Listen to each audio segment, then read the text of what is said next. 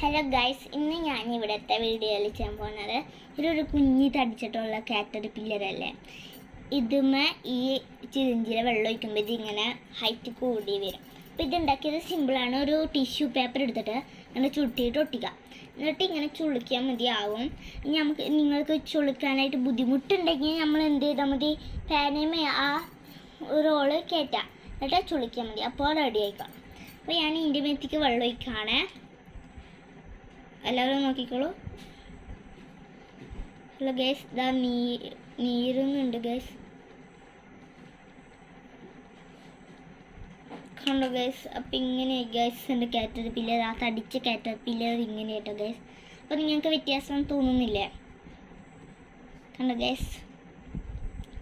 അപ്പോൾ ഇന്നത്തെ വീഡിയോയിൽ എല്ലാവർക്കും നന്ദി കേട്ടോ ഗൈസ്. ബൈ.